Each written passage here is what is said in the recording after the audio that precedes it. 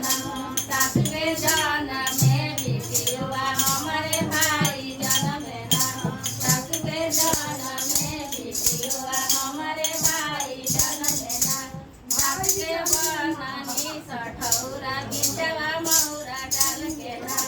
माई के बनानी सठौरा बिचवा घिउवा डाल के ना माई के बनानी सठौरा बिचवा घिउवा